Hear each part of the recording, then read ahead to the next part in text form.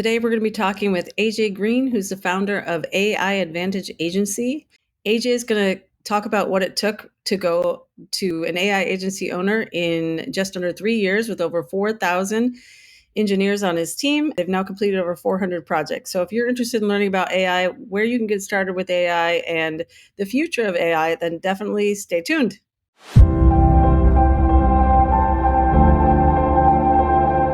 So tell me about your story. So you were a professional. I think this is great because so many people want to know, like, I'm terrified of AI. I don't know how to get into AI. I'm not a techie. I have no clue where to get started. Can you take me through your journey?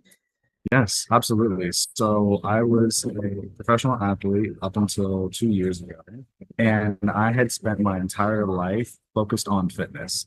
That was what I thought my career was going to be for my entire life. I was going to transition into coaching. I was working at an athletic club at the time as a director as well. So my whole life had been fitness, and I was the furthest thing from a techie that you could possibly get. I literally could not even navigate Google Sheets. And I was going through this Olympic prep trials, right? I was going for the USA team, and I had some amazing numbers and some great performances. But ultimately, it led to me being paralyzed in one of my lifts, where it was in 2022. I was going for an overhead press, and the discs in my back ruptured. And I didn't know it at the time, but that was like the final straw in terms of what my body could handle.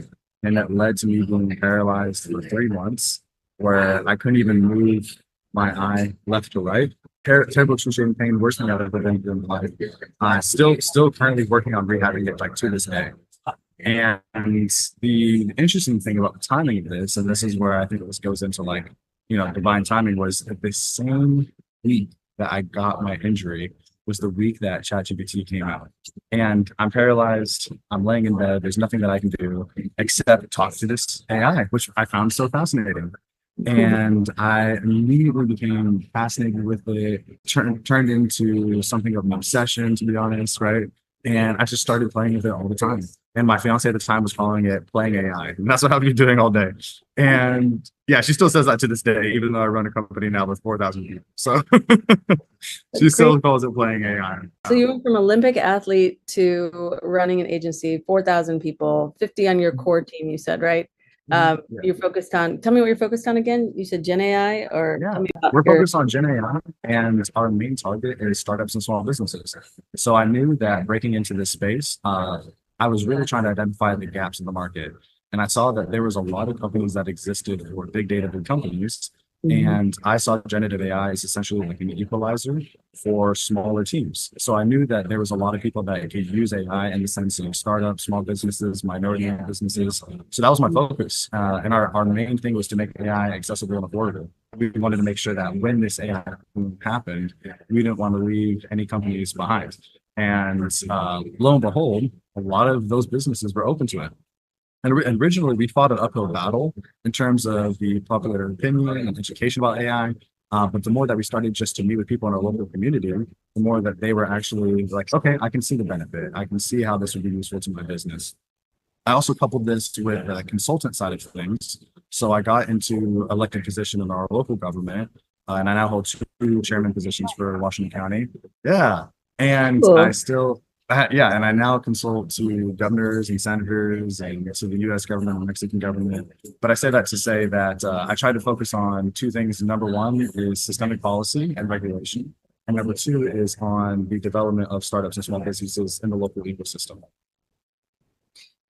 Wow. Okay. So first, before you started, I want to hear about the projects you've worked on and problems you've solved. But Mhm. before you started this, you studied at MIT and Harvard. You studied, or how did you even get ramped up on AI from your hospital bed?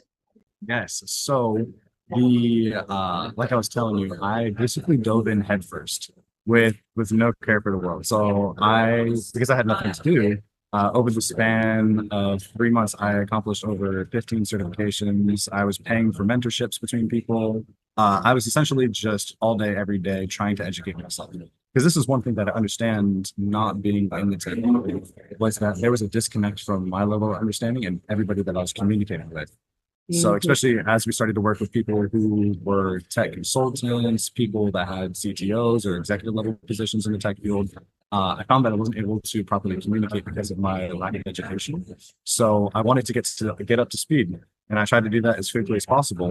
And then I combined that with a little bit like my previous entrepreneur experiences and understanding how markets work and finding product market fit and just those two things together. That's crazy. So from Olympic athlete to AI professional in 3 months. Crazy. What's your Yeah. favorite part about AI? Like what gets you most excited? I would say that's a great question, actually. That's a great question.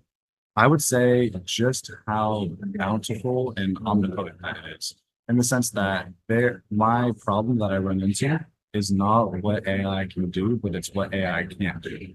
So I think one thing that I focus a lot with the agency, in particular with clients, is trying to understand that, hey, if we're talking about the capabilities of AI, I will talk to you for the next 30 days straight without taking a breath.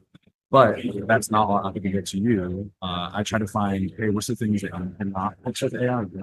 So that's the thing that I think is most interesting. It's like, how do people where is it not helpful and where is it super helpful? Because I think that's a distinction that some business owners should definitely be educated on. Sorry, I couldn't hear you for a second, but to say, can you repeat that last part? Yeah, absolutely. So, if the question is what do I find most interesting? I think it's the distinction between what should be automated with AI and what should not be automated with AI. Because I think that I've met through my conversations with people, I've met a lot of people who try to use AI for 100% of their work. And I often tell them that I'm like, hey, 100% is not where we're currently at today. So it's better to find, hey, what are things that are great use cases for AI? And what are some things that are not great use cases for AI? And I think the reason why this is important and intriguing to me is that, especially when it comes to like the general public, is they have this very different perception of what AI is as people that are in the tech space, right? So like we're very aware of the capabilities, the limitations, we're aware of it. However, the general public is not. And so I think that's one of the most important things that I try to do is saying, hey, here is a use case that this would tee it up. This is a slam dunk for AI. These are the things that I would probably still delegate to a human. And how do you figure out that distinction? Can you give an example of that? Yeah. So I was just meeting with a client right before this call, actually, and we were talking about personalized outreach and lead generation. And he has two facets in his business, one of which he goes direct to consumer, the other one he goes B2B, because they have essentially two business models or two revenue streams in their business. So for the one where we're going direct to consumer, said, hey, this is something that would be a great use case for AI because of the scalability. You're going to be talking, his profile right now has upwards to 50,000 followers on Instagram that he's trying to monetize. So he said, hey, if you were to actually take the time with your human to go ahead and have 50,000 conversations, that would be ridiculous. You'd be still doing it right now forever. Right? So, and that's something that is not very complex. There's a lot of automated questions, a lot of repetition. That's something that would be a great use case for AI. Now, when it comes meeting B2B, and his other thing is wholesale distribution, said, hey, if there is the potential of having, say, 5 million units being sold to this wholesale distributor, we want to have AI involved in that process, but there should still be a human in the loop just because of that personal relationship. Right. That was one of the questions I had when you said what can be done with AI, what can't be. So like repetitive tasks, anything that you can automate, but then you come to the human side, like there's still a lot of value in the human side. I think so many people are terrified that AI is going to take away their jobs. And I think it's a healthy fear because it is true in some cases, but I also think that there's there's a human element that still exists in a lot of cases. And you just give a great example of that. Absolutely. And that's something that we work with from a nonprofit standpoint too. So we're involved with a lot of nonprofit organizations. And typically they have a lot of businesses that are terrified of AI because they see, okay, I'm a small mom and pop shop. This AI can do everything that humans can do. I don't stand a chance. And the thing that we try to stress to them is that it's not a one and done. There's so many different levels to augmenting with AI where we can start with just picking one or two things. We can silo one or two solutions that we think is really good for your company, and then see how that goes and expand to other things. You don't have to dive in right off the deep end. So that's something that I try to also stress them is because I think, and this is a high level takeaway from like, I've had all conversations with like hundreds of customers because I really try to learn from the people that are using it, not just myself. And the main thing is that when people can see AI in action, it makes a lot more sense than just hearing about it. If I go through a pitch deck on a call and I'm just talking about some of the tech stacks and the features, I automatically, if somebody's non-technical, they start dozing off, right? So what I like to do is I show them a lot of demos and I'm like, hey, I'll actually go ahead and give a little bit of this technology for free, just so that you guys can play around with it, see if you like it. And 9 out of 10 times they come back and they're like, oh, I haven't stopped using it. I love it. And I'm like, oh, if you think that's great, that's just the tip of the iceberg. Oh, cool. I like that idea. I think I Yes. really want to know like what can I do with AI? What can I build with AI? So I'd love to do like a couple short, clips or segments on that just to really 100%. I help would people love get that. over that There's hump. Okay. Yeah, and the key thing too is like with our demos, we demo very simple technology for a reason. We're like, hey, we have a lot of very complex smart systems and AI agents, right? But when it comes to the demos, and the things that I think a lot of your audience can take away from is like there are some solutions that are not very complex that still have very good use cases in the business, right? So that's another thing that I tried to stress across to the businesses too. Is like, hey, we don't need this elaborate. I mean, we could, but to start, if you haven't been using AI in your business, so you're from ground zero, you're going to start with something that is between $2,000 to $3,000, something that typically takes us 2 to 3 weeks of development, if that.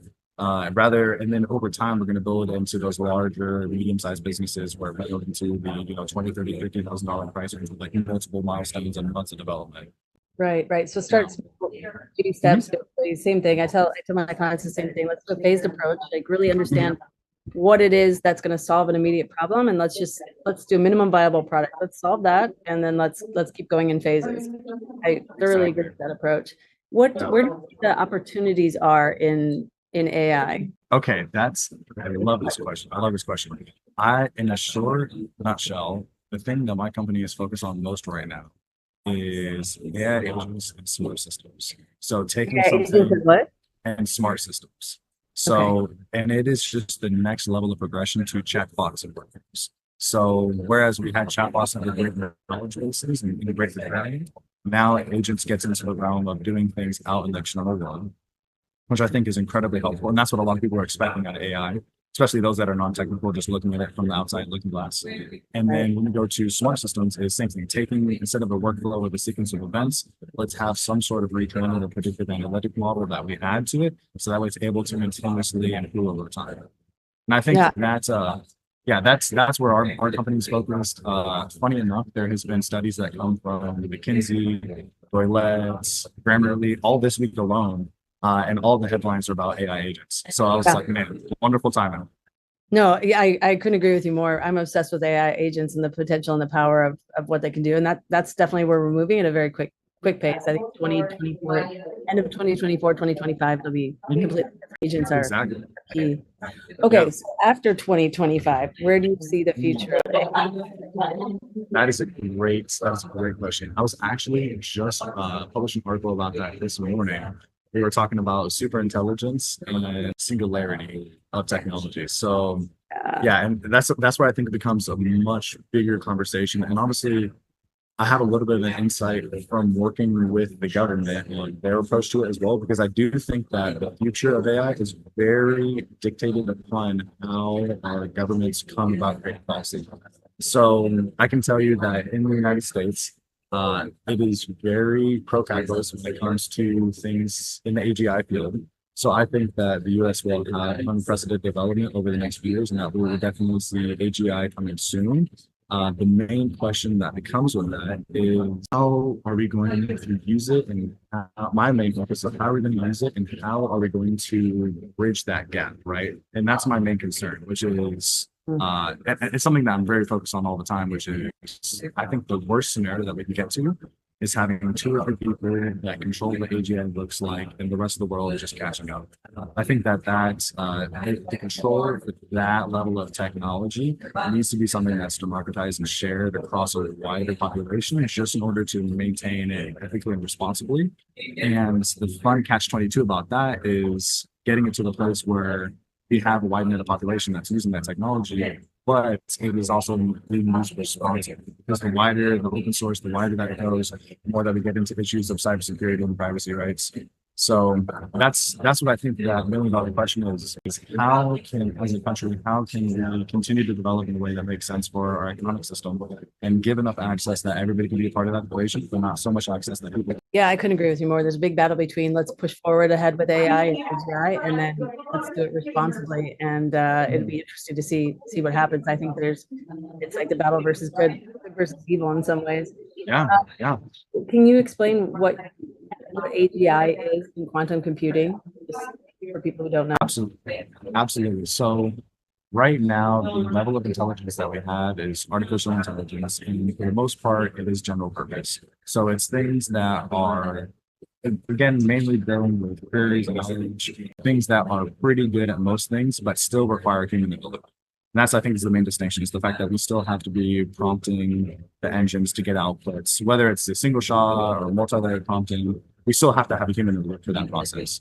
Interesting thing about AGI is when you start to remove it and you allow the AI to start making actions and decisions on its own and starts becoming more sensitive, that is what AGI looks more like. It's actually generative, where rather than me telling the prompt to the bot and the prompt coming back, it's saying, hey, go to the prompt and then go ahead and do research and then determine what you think is best and then deploy other agents and so on and so forth. So high level in the sky, that's how I describe it. Funny, I think that's what people are when people think AI and what they're afraid of. I think that's what they're thinking about, like the robots taking over, right? 100%. Which is Yeah. understandable. Yeah, I think that's our thing to balance is how can we educate the general public about this technology, like I said, the capabilities, the limitations, but also still pushing forward to increasing the tech. That's our battle. And where do you see, we're focused on helping people find AI engineers and providing jobs, ideally long-term jobs, but obviously, like you were doing a lot of different projects, a lot of different builds. Where do you see, I guess, jobs in the future? Like, are there in a specific niche like software engineering or just jobs and AI? Are there generally? Yes. Generally speaking, I think that the majority of jobs on planet Earth will be augmented with AI. And I think that we're going to have to undergo a reskilling of the population or retalent in the sense that humans are going to have to be better at human things. And anything that a machine could remotely do, at least with like 80% efficiency, that is the future that we're probably headed towards. So if I'm a human and I'm interested about my job security, I'm concerned, I would be looking to find ways that you can be involved in the process. You know what I mean? In the sense of find ways that you can use AI for your current job, ways that you can augment, so that way you're the one controlling that conversation. Or B, I would learn and I would lean into things that are completely human like, which is creative things that have to involve like human nature.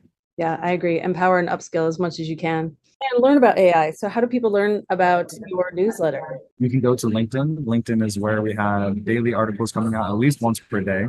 We focus on a lot of things with AI news. We also focus on a lot of geopolitical issues in the AI space. So if you go to LinkedIn and you search up daily AI newsletter, AJ Green, you'll find it no problem. Yes, thank you for making the time, Ruby. I appreciate it.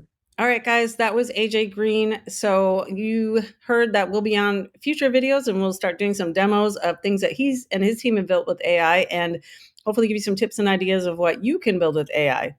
And of course, if you need AI engineers, you can reach out to AJ or go to FullStackRemote.com and we'll make sure to match you with great talent that can help you get your startup off the ground quickly. Stay tuned for more videos. Let us know what you want to hear and who you want to see on the show and what you want to learn, and we'll make it happen.